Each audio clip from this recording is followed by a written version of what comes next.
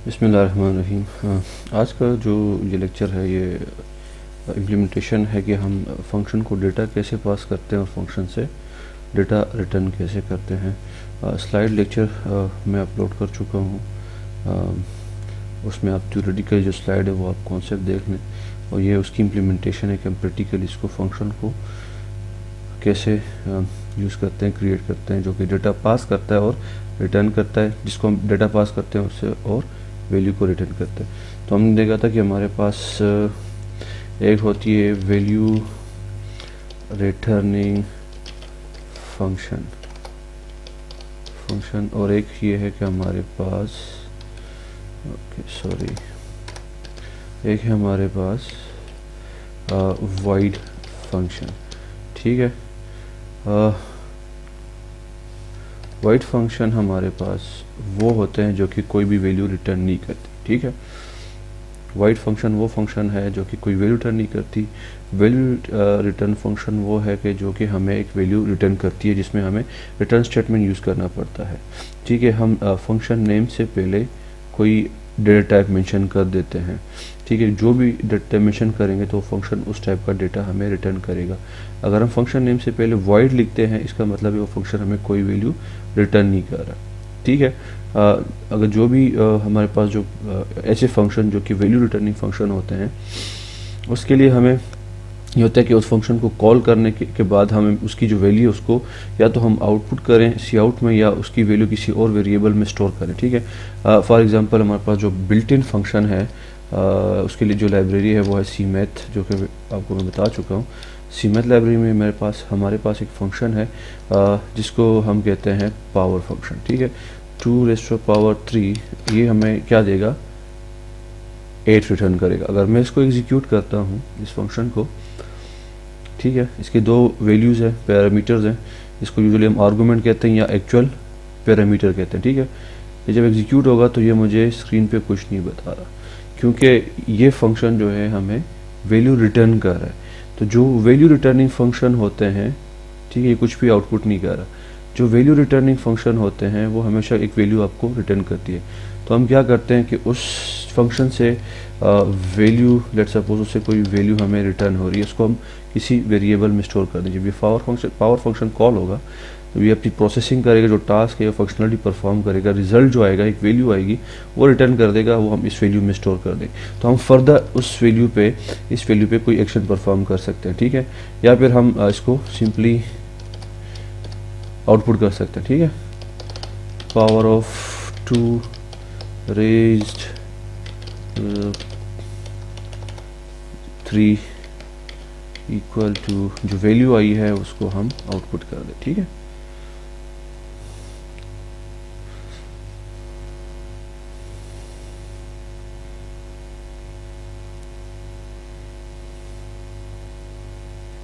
ठीक है, जो हमने उसको डेटा दिया था उसका जो रिजल्ट आया वैल्यू, उसको हमने आउटपुट कर दिया। जो वैल्यू रिटर्निंग फंक्शन है, या तो आप उसको जब कॉल करो तो उसकी जो वैल्यू है वो रिटर्न होती है, उसको किसी वेरिएबल में स्टोर कर दो, और फर्दर फिर ऑपरेशन के लिए अपने प्रोग्राम में वो यूज़ कर सकते हैं। या फिर हम क्या करते हैं कि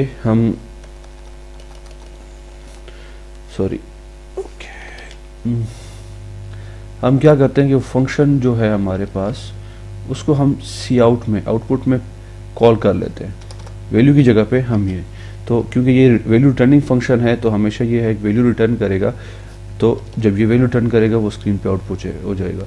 या तो हम इसको किसी वेरिएबल में स्टोर कर सकते हैं या उसको सिंपल आउटपुट स्टेटमेंट में हम लिख सकते हैं। ठीक है,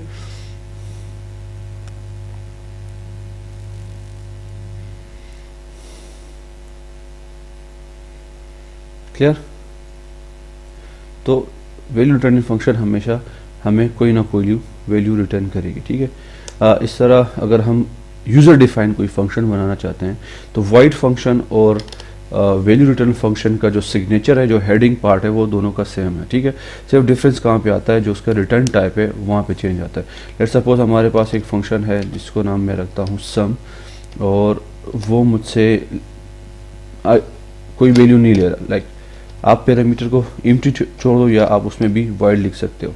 तो इसका मतलब है कि ये फंक्शन ना तो ये फंक्शन मुझे कोई वैल्यू रिटर्न नहीं कर रहा, उस फंक्शन का नाम क्या है, सम है, और ये मुझसे कोई पैरामीटर नहीं ले रहा। आप इसको एम्प्टी भी जोड़ सकते हो, मीन्स कोई भी वैल्यू नहीं ले रहा, ठीक है, क्लियर। तो ये कोई रिटर्न नहीं कर रहा। इस तरह एक और मैं फंक्शन बनाता हूँ जिसको मैं कहता हूँ इंट, और उसको मैं कहता हूँ कि क्या नाम है उसका, स्क्वायर, ठीक है, और यहाँ पे मैं लिख देता हूँ इंट। तो ये जो फंक्शन है ये वैल्यू रिटर्निंग फंक्शन है, क्योंकि ये फंक्शन मुझे एक वैल्यू रिटर्न करेगा, और जो वैल्यू रिटर्न करेगा उसकी टाइप क्या होगी, इंट होगी। और यहाँ पे जब मैंने इसके पैरामीटर में जो एक डेटा टाइप मेंशन किया, मींस कि ये फंक्शन हमसे एक वैल्यू लेगा, तो हम इसको एक वैल्यू पास करेंगे, और जो वैल्यू पास करेंगे वो क्या होगी, वो इंटीजर टाइप की वैल्यू होगी, ठीक है। तो ये हमारा फंक्शन प्रोटोटाइप है, क्लियर। फंक्शन प्रोटोटाइप के बाद हम क्या करते हैं, बॉडी के मेन के बाद हम फंक्शन को डिफाइन कर देते हैं, सम डिफाइन। तो ये क्या कर रहा है, ये फंक्शन दो वैल्यूज को सम कर रहा है और उसको आउटपुट कर रहा है, ठीक है। ये सिंपलेस्ट फॉर्म में मैं उसको कोई वैल्यू उस पर सम करके मैं आउटपुट कर रहा हूँ, ठीक है, क्लियर। तो ये हमारे पास वो फंक्शन डेफिनेशन सम वाला आ गया। अच्छा, अब आते हैं value returning function. Same definition आप उसको डिक्लेयर करते हो, स्क्वायर।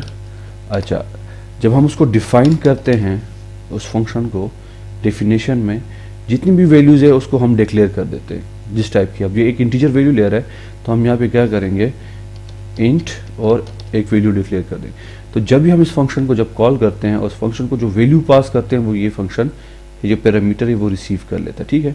तो ये फंक्शन क्या रिटर्न कर रहा है हमें, int result equal to square. हम कैसे फाइंड करते हैं, वैल्यू इनटू, आप उसको उसी वैल्यू के साथ मल्टीप्लाई कर देते हो, तो ये आपको स्क्वायर रिटर्न कर देगा, ठीक है। इसको वैल्यू रिसीव होगी, उस वैल्यू का स्क्वायर हम फाइंड करके हमने रिजल्ट कहाँ पे डाल दिया, इस वेरिएबल में। तो हमने कहा था जो वैल्यू रिटर्निंग फंक्शन होती है वो हमेशा हम उससे एक वैल्यू रिटर्न करते हैं, ठीक है। तो इसकी जो वैल्यू रिटर्न करेगा वो है इंटीजर, तो हमने एक इंटीजर वेरिएबल डिक्लेयर कर दिया और उसको हमने वो जो रिजल्ट है असाइन कर दिया। फंक्शन के आखिर में हम क्या करेंगे, एक रिटर्न स्टेटमेंट लिखेंगे, और वो रिटर्न स्टेटमेंट के थ्रू हम क्या करेंगे कि इस फंक्शन से ये वैल्यू रिटर्न कर दो। तो ये रिजल्ट जो है, जब भी हम इस फंक्शन को कॉल करेंगे तो हमें ये वैल्यू रिटर्न करेगा, ठीक है। लेट्स सपोज अगर यहाँ पे मैं इसको कॉल करूँ, फंक्शन नेम है मेरे पास स्क्वायर, ठीक है, और उसको मैं देता हूँ 2। तो ये फंक्शन जो है आउटपुट कुछ नहीं करेगा अनटिल अनलेस के इससे मैं कोई वैल्यू रिटर्न में मुझे मिले, ठीक है। जब मैंने इस फंक्शन को कॉल किया तो इसने मुझे वैल्यू रिटर्न की, और जो कि इस वेरिएबल में स्टोर हो गया। नेक्स्ट मैं इसको आउटपुट कर सकता हूँ, ठीक है, स्क्वायर ऑफ 2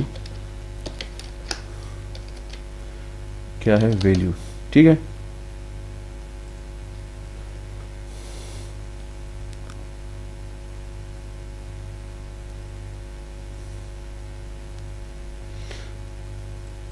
ठीक है, 2 का स्क्वायर क्या होगा, 4 होगा। इस तरह का जो वैल्यू हम चेंज करेंगे तो ये वो फाइंड करके रिटर्न करेगा। तो वैल्यू रिटर्निंग फंक्शन में हम जब भी फंक्शन डिफाइन करते हैं, डिक्लेयर करते हैं या डेफिनेशन लिखते हैं, फंक्शन नेम से पहले हम डेटा टाइप को मेंशन करते हैं। एनी डेटा टाइप आप रिटर्न कर सकते हो, वो ऑब्जेक्ट हो सकता है, वो एरे भी हो सकता है, आपके पास वो कोई डबल कैरेक्टर, तो आप वो रिटर्न कर सकते हो। जब हम फंक्शन नेम से पहले वाइड लिखते हैं तो उसका मतलब है कि वो फंक्शन हमें कोई भी वैल्यू रिटर्न नहीं करेगा, और उसकी डेफिनेशन में हम सिंपल सी आउट लिख देते हैं या कोई भी फंक्शनलिटी वो परफॉर्म कर देते हैं, उससे वैल्यू रिटर्न हम नहीं करते, ठीक है। इसी में हमने ये भी देखा कि हमने एक फंक्शन है उसको वैल्यू पास कर दी, ठीक है। इस तरह अगर मैं एक और फंक्शन बनाता हूँ, इंट एवरेज, ठीक है, और एवरेज मुझसे मैं क्या करूँ, प्रोटोटाइप में मैंने क्या किया, तो ये जो फंक्शन है मुझसे, तो ये फंक्शन हमें इंटीजर वैल्यू रिटर्न कर रहा है, और ये 3 इंटीजर वैल्यूज हमसे एज ए पैरामीटर या इसको हम पास करेंगे, या फिर हम कहते हैं कि ये हमें एक डबल वैल्यू रिटर्न करेगा, क्योंकि या फ्लोट आप लिख सकते हो। तो ये जो फंक्शन है जब हम डिफाइन करेंगे यहाँ पे मेन फंक्शन के बाद डबल एवरेज, और 3 वैल्यू हमसे ले रहा है, वैल्यू 1, वैल्यू 2, वैल्यू 3। तो आपको क्या करना पड़ता है जब डिफाइन करते हो फंक्शन को, तो जितने नंबर ऑफ डेटा होगा विथ टाइप आपको डिक्लेयर करना पड़ता है, कॉमा सेपरेटेड, ठीक है।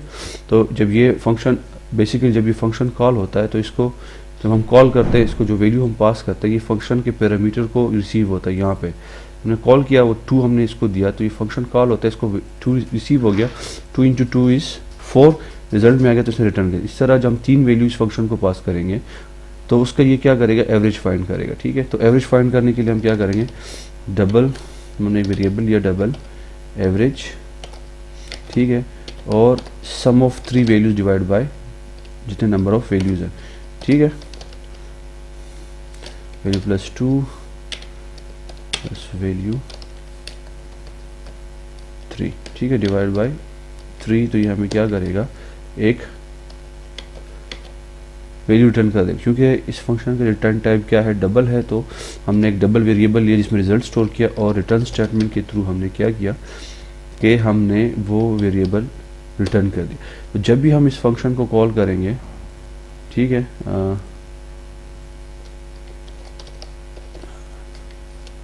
जब भी हम इस फंक्शन को कॉल करेंगे तो उसके लिए हम एक वेरिएबल डबल और फंक्शन एवरेज को हम कॉल करेंगे।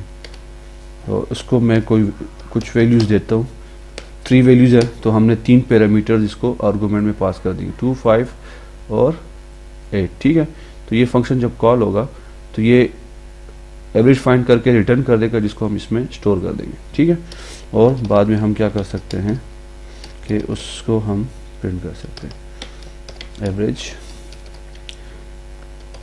एवीजी।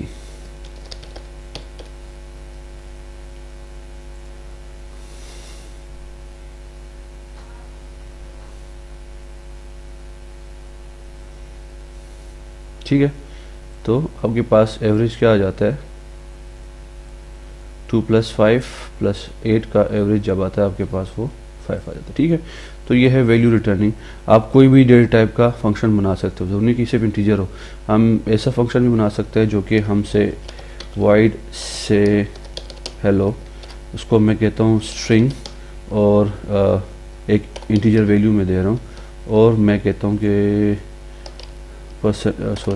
डबल। ठीक है, तो हमने एक फंक्शन बना दिया जो कि कुछ भी रिटर्न नहीं कर रहा, नेम से हेलो है, वो हमसे एक स्ट्रिंग वैल्यू ले रहा है और एक इंटीजर वैल्यू ले रहा है और एक डबल ले रहा है। तो इस फंक्शन को जब हम डिफाइन करेंगे, ठीक है, तो void से हेलो, एक हमसे स्ट्रिंग वैल्यू ले रहा है तो हम एक स्ट्रिंग वेरिएबल, मैं चाहता हूँ कि उसको मैं नाम पास करूँ। ठीक है, एक इंट वैल्यू है जो कि मुझसे एज ले रहा है, और एक मैंने डबल लिया है जो कि मुझसे परसेंटेज ले रहा है। ठीक है, तो ये 3 वैल्यूज़ मुझसे लेके ये क्या कर रहा है, स्क्रीन पे उसको डिस्प्ले कर रहा है। ठीक है, नेम, ओके, नेम जो नेम होगा वो रिसीव कर लेगा।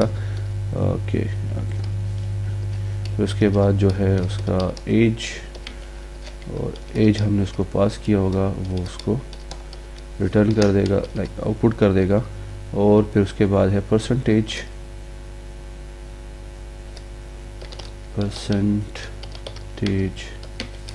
ठीक है, परसेंटेज। तो इस फंक्शन को जब मैं कॉल करूँगा, इसको मैं 3 वैल्यूज़ पास करूँगा, क्योंकि हमने इसकी रिटर्न टाइप void है, कुछ भी रिटर्न नहीं कर रहा, तो इसको हम किसी वेरिएबल में स्टोर नहीं करेंगे।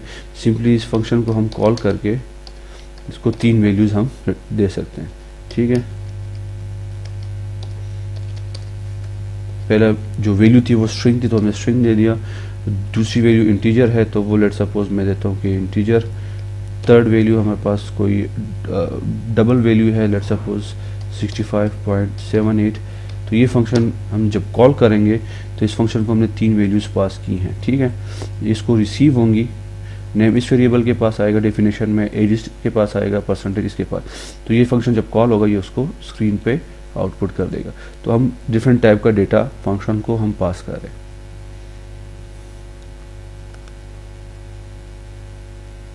ठीक है, नेम, एज, परसेंटेज, क्लियर। अच्छा, एक और चीज़,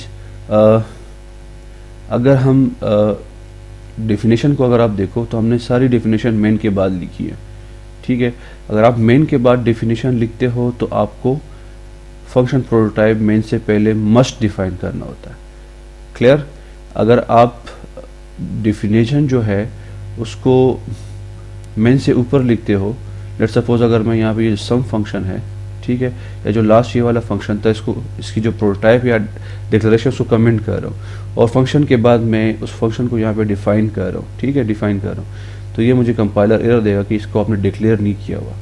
जब आप फंक्शन मेन फंक्शन के बाद डेफिनेशन देते हो तो वो एरर वाज नॉट डिक्लेयर, ठीक है, ये जो से हेलो फंक्शन है वो डिक्लेयर नहीं है, ठीक है, तो उसने एरर दे दिया। जब भी आप कोई फंक्शन डिफाइन करते हो और मेन के बाद, तो वो आपको एरर देगा। तो उसके लिए हम क्या करते हैं कि हमें यहाँ पे प्रोटोटाइप लिखना पड़ता है। अगर आप चाहते हो, अगर आप मेन ये जो फंक्शन है इसको मेन से ऊपर जब लिखते हो तब आपको प्रोटोटाइप की ज़रूरत नहीं पड़ती, ठीक है, तो वो आपका एग्जीक्यूट हो जाएगा। क्लियर? सिंपल जो आपके पास फंक्शन डेफिनेशन अगर आप वो मेन के बाद लिखते हो तो आपको प्रोटोटाइप या फंक्शन डिक्लेरेशन लिखना आपको चाहिए होता है। अगर आप मेन फंक्शन से पहले डिफाइन कर रहे हो तो आपको फिर प्रोटोटाइप की ज़रूरत नहीं पड़ती, ठीक है। क्लियर? अच्छा, रिटर्न टाइप में हम डिफरेंट रिटर्न टाइप ज़रूरी नहीं कि उसके आखिर में भी हो। हमने एक फंक्शन देखा था स्लाइड में लार्जर के नाम से, जो कि 2 वैल्यूज़ लेता है और एक लार्जर वैल्यू वो रिटर्न कर देता है। तो उसको लेट्स सपोज अगर मैं यहाँ पे लिखता हूँ, मैं इंट लार्जर और हमसे वो 2 वैल्यूज़ ले रहा है, इंट वैल्यू 1 और इंट वैल्यू 2। तो मैं रिटर्न की बात करूँ, जो रिटर्न स्टेटमेंट है वो आप किसी भी जगह पे लिख सकते हो जहाँ पे आपको रिटर्न करना होता है value. If value 1 is greater than value 2,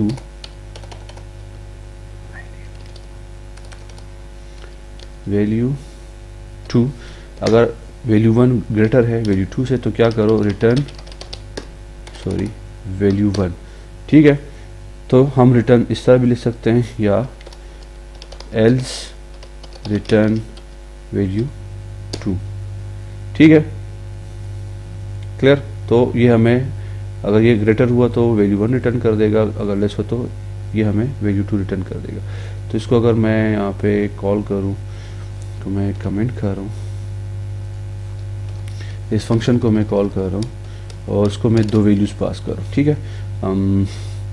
cout larger, ठीक है, काउट में हम लिखते हैं, अगर फंक्शन नेम शायद मैं गलत लिख रहा हूँ, लार्जर, ठीक है। अच्छा, ये हमसे 2 वैल्यूज है, मैंने 4 और 5, तो 4 इज़ ग्रेटर देन 5 नहीं, तो ये एल्स पे जाएगा और वैल्यू 2 को मुझे रिटर्न कर देगा। तो वैल्यू 2 हमारे पास लार्जर वैल्यू होगी, ठीक है, 5 में रिटर्न करेगा ये, तो इसने मुझे 5 रिटर्न कर दिया, ठीक है। अच्छा, दूसरी बात, हम यहाँ पे मैंने सिंपल वैल्यूज इसको दी हैं, हम ये डेटा यूज़र से इनपुट लेके वेरिएबल में num1 num2, ठीक है, सी आउट हर फंक्शन के लिए इंटर num1, यूज़र से इनपुट लेके हम इन वैल्यूज़ को भी पास कर सकते हैं, num1, ठीक है, सी आउट इंटर num2,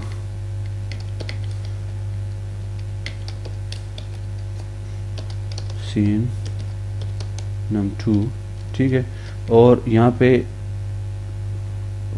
num2, यहाँ पे वैल्यूज़ की जगह पे हम वो वेरिएबल इसको देते हैं num1 और num2, ठीक है।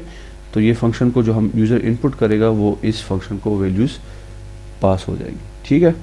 तो ये इसके 2 पैरामीटर, 2 एक्चुअल पैरामीटर हम पास कर रहे हैं क्योंकि यूज़र से इनपुट लेगा। लेट्स सपोज मैं देता हूँ 10 और 5, तो ये रिटर्न करेगा 10 क्योंकि 10 इज़ लार्जर, ठीक है।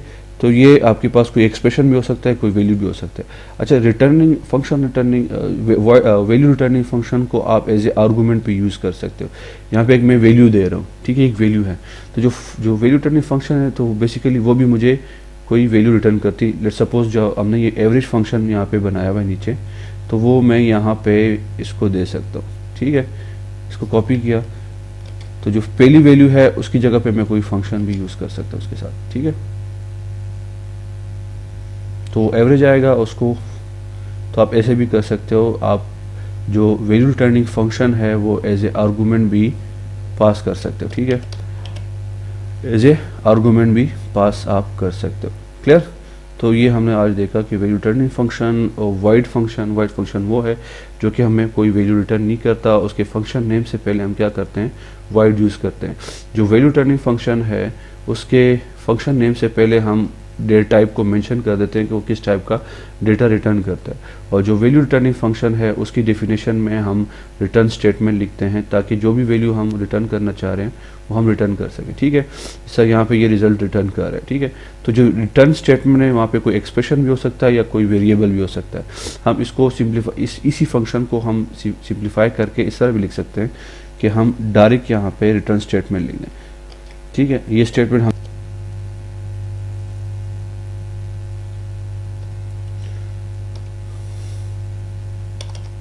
ठीक है, तो रिटर्न एक्सप्रेशन इवेल्युएट होती है, वो वैल्यू हमें रिटर्न कर देती। तो ये है आपका passing data to a function. आप फंक्शन को डेटा कैसे पास करते हो, फंक्शन से डेटा रिटर्न कैसे करते हो। Thank you so much.